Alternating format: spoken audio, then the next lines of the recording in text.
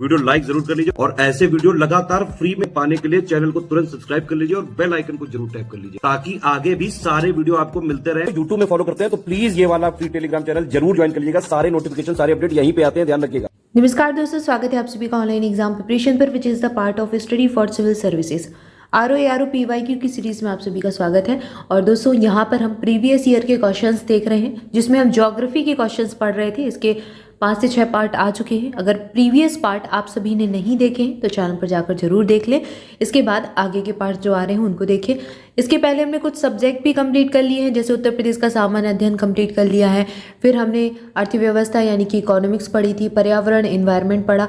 इसके बाद हमने भूगोल स्टार्ट किया था, ज्योग्राफी। नेक्स्ट हम हिस्ट्री पढ़ेंगे। उसके बाद फिर और जो सब्जेक्ट बाकी मिसलेनियस वगैरह रहेंगे तो उनको भी हम सब्जेक्ट वाइज कवर कर लेंगे। इससे क्या होगा, आप सब्जेक्ट जब भी कोई पढ़ रहे होंगे तो उसके पहले PYQ देखिए, फिर वो सब्जेक्ट पढ़िए, तो आपको एक आइडिया लग जाएगा कि आयोग प्रश्न कहाँ से पूछता है। आयोग का एक पैटर्न होता है, ठीक है। वो अगर आप समझ गए तो आप कट ऑफ आराम से क्लियर कर लेंगे, एग्जाम क्लियर कर लेंगे। तो यही हमारी स्ट्रेटेजी भी होती है कि आप आयोग के पैटर्न के अकॉर्डिंग जो अपडेटेड मटेरियल है, सिलेबस जो है, सिलेबस के अकॉर्डिंग ही चलें।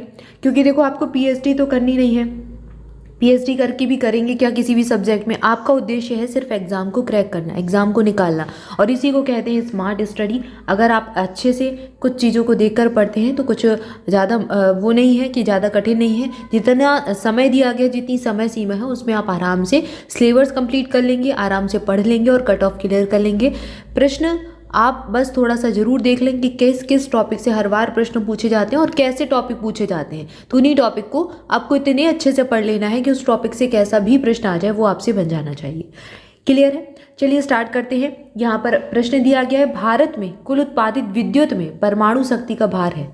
भारत की जो विद्युत उत्पादित होती है, अब परमाणु शक्ति से भी बनती है और जल शक्ति से भी बनती है, सौर ऊर्जा, पवन ऊर्जा, कितनी सारी चीज़ों से हमारे यहाँ विद्युत का निर्माण होता है। अब परमाणु शक्ति से कितनी इलेक्ट्रिसिटी बनती है? 3%, मात्र 3% एनर्जी जो है इससे बनती है। अगला प्रश्न है, भारत में निम्न लौह एवं इस्पात उत्पाद केंद्रों में कौन कोयला क्षेत्रों से काफ़ी दूर स्थित है? बोकारो, दुर्गापुर, कुल्टी, आसनसोल या फिर भद्रावती। तो ये सब आसपास के केंद्र हैं, भद्रावती थोड़ा सा दूर हो जाएगा। अगला प्रश्न है, भारत के निम्नलिखित राज्यों में से किसकी प्रांतीय राजमार्गों की सकल लंबाई सबसे अधिक है? सबसे ज़्यादा लंबाई कहाँ पर है? तो ये महाराष्ट्र के राजमार्ग हैं, जो नेशनल हाईवेज हैं, वहाँ की लंबाई सबसे ज़्यादा है। अगला प्रश्न है, भारत के निम्नलिखित बंदरगाहों में से कौन सा एक उड़ीसा तट पर अवस्थित है? तो पारादीप के बारे में बहुत सुना होगा, पारादीप ओडिशा राज्य में अवस्थित है। अगला प्रश्न है, निम्नलिखित नदी परियोजनाओं में कौन ब्यास नदी के पौंग बांध के जल का उपयोग करती है?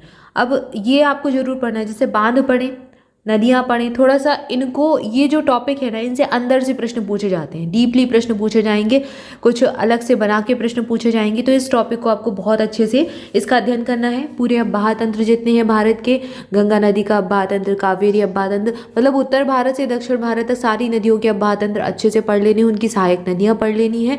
कौन सी नदी दाएं से मिल रही है, कौन सी बाएं से मिल रही है, किस नदी पर कौन सा बांध है, किस नदी पर कौन सा शहर अवस्थित है, ये सारे टॉपिक इसी में आपके कवर हो जाएंगे। इसको आपको अच्छे से पढ़ना है। हालांकि अगर आप स्टडी फॉर सिविल सर्विसेज के साथ जुड़े हैं या फिर आपने ज्योग्राफी का पापा वीडियो भी देखा होगा तो उसमें भी आपको सारे तथ्य मिल जाते हैं, सारी चीज़ें मिल जाती हैं एक ही जगह पर।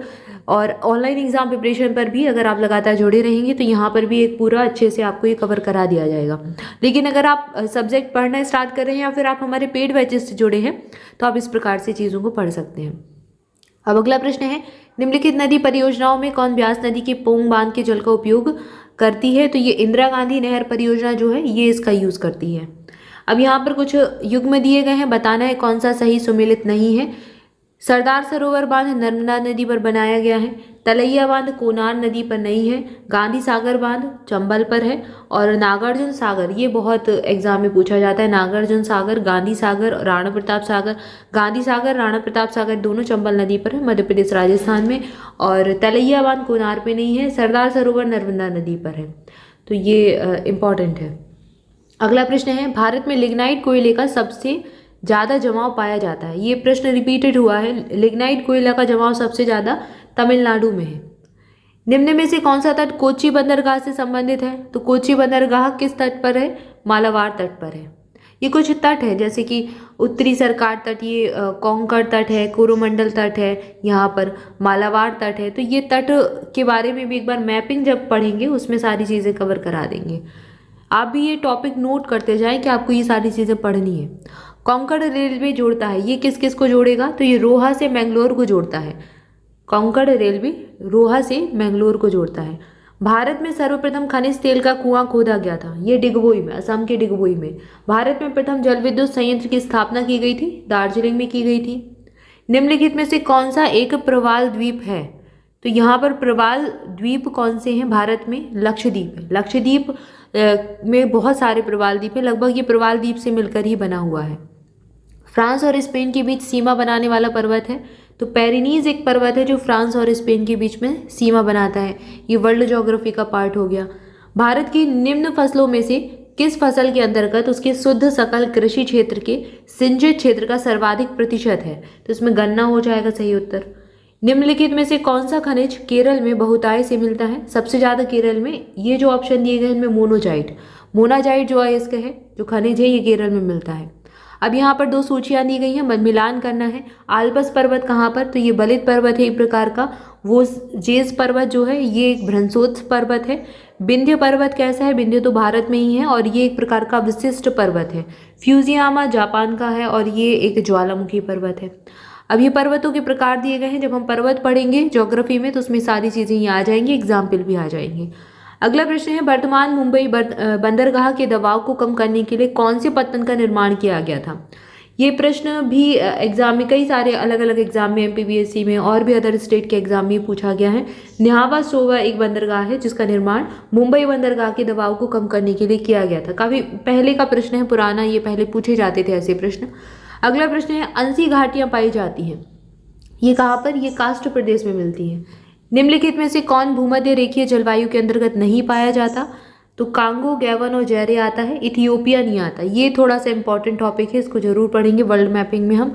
ये भूमध्य रेखा के आसपास की चीज़ें पूछी जाती हैं और वर्ल्ड मैपिंग की कुछ ऐसे टॉपिक है, कुछ ऐसे क्षेत्र हैं जो अक्सर एग्जाम में पूछे जाते हैं, तो उनको हम जरूर पढ़ेंगे। निम्नलिखित ऊनी वस्त्र उत्पादक केंद्रों में से कौन जर्मनी से संबंधित है? सेंट पीटर्सबर्ग, ब्रैडफोर्ड और प्रेटो। ये नहीं है, वुपरताल, ये इससे संबंधित है। ये उत्पादक केंद्र हैं, ऊनी वस्त्र उत्पादक, यहाँ पर ऊनी कपड़ों का उत्पादन किया जाता है, तो वुपरताल इससे संबंधित है। निम्नलिखित में से कौन सा देश आर्कटिक वृत्त के दक्षिण में पाया जाता है? अब ये भी देखिए मैपिंग का, कितने सारे प्रश्न मैपिंग से पूछे जाते हैं। आइसलैंड यहाँ पर हो जाएगा, ये आर्कटिक वृत्त के दक्षिण में मिलेगा। भूपर्पटी में बहुतायत से पाया जाने वाला रासायनिक तत्व कौन सा है? तो ये पर्पटी की, भूपर्पटी की बात हो रही है, ऑक्सीजन हो जाएगा। अगर आपसे वायुमंडल का पूछे तो नाइट्रोजन मिलता है, वायुमंडल 78%। निम्न में से कौन सा द्वीप भारतीय तट रेखा के सुदूरवर्ती द्वीप की श्रेणी में आता है? तो मिनिकॉय हो जाएगा। अगला प्रश्न है, यहाँ पर फिर जोड़ियां दी गई हैं, नदी और बांध दिए गए हैं। कोलोराडो नदी पर कौन सा बांध है? हूबर बांध हो जाएगा। दामोदर नदी पर पंचेत हिल बांध बना हुआ है। नील नदी पर आसवान बांध है और जाम्बेजी नदी पर कैरीवी बांध है। ये बहुत इंपॉर्टेंट है, नील का आसवान और जाम्बे, ये कई बार पूछे गए अलग अलग एग्जाम में। अगला प्रश्न है, स्वेज नहर के दोनों सिरों पर स्थित पत्तन युग्म है। तो ये स्वेज नहर है मिस्र के पास से, यहाँ से ऐसे इस प्रकार की नहर बनी हुई है। तो ये स्वेज नहर के एक तरफ पर तो पोर्ट सईद है और एक तरफ पोर्ट स्वेज है, ठीक है ना, दोनों ये पोर्ट है, पत्तन है। अगला प्रश्न है, निम्नलिखित में से कौन सा देश क्षेत्रफल में भारत से बड़ा नहीं है? तो रूस, ब्राजील, कनाडा, इनका क्षेत्रफल भारत से बड़ा है, लेकिन फ्रांस भारत से छोटा है क्षेत्रफल के दृष्टिकोण से। जनसंख्या में तो हम इन सबसे ही बड़े हैं। निम्न में से कौन सा देश भारत के साथ सबसे लंबी स्थलीय सीमा बनाता है? तो सबसे ज़्यादा 4096 जो सीमा है ये हमारी बांग्लादेश के साथ बनती है। अगला प्रश्न है, किस देश में बाजार आधारित लौह एवं इस्पात के कारखाने पाए जाते हैं? जापान में पाए जाते हैं। निम्नलिखित में से किस तट से भारत का औसत समुद्र तल नापा जाता है? तो यहाँ पर हम, ये मुंबई का तट है, यहाँ से हम औसत समुद्र तल नापते हैं। अगला प्रश्न है, यहाँ फसल और प्रदेश दिए गए हैं, जैसे रबर है, रबर सबसे ज़्यादा कहाँ? तो ये मलेशिया। कहवा की खेती कहाँ होती है? कोलंबिया में। जैतून की खेती कहाँ होती है? इटली में। और गन्ना मॉरिशस में। इसके बाद अगला प्रश्न है, निम्नलिखित में से कौन सा देश नील नदी द्वारा अबाहित नहीं होता है? तो कौन सा क्षेत्र है जो अब इसके अंतर्गत नहीं आता? इथोपिया, सूडान और युगांडा आएंगे, चाड नहीं आएगा। ऑप्शन ए सही उत्तर हो जाएगा। अगला प्रश्न है, प्रायद्वीपीय भारत की नदियों में से कौन सी सबसे लंबी नदी है? तो गोदावरी नदी, ये पहले भी प्रश्न आ चुका है, गोदावरी नदी सबसे लंबी हो जाएगी प्रायद्वीपीय भारत की नदियों में। तो यहाँ पर हमने कुछ प्रश्नों को देखा, कुछ और प्रश्न बाकी हैं जिनको अगली वीडियो में देखेंगे। तब तक के लिए आप सभी चैनल के साथ जुड़े रहें, चैनल को सब्सक्राइब जरूर कर दें। हमारे पेड बैचेस ज्वाइन करने के लिए डिस्क्रिप्शन को फॉलो कर सकते हैं, कॉन्टैक्ट नंबर दिए गए हैं, उन पर कॉल करके इन्फॉर्मेशन ले सकते हैं।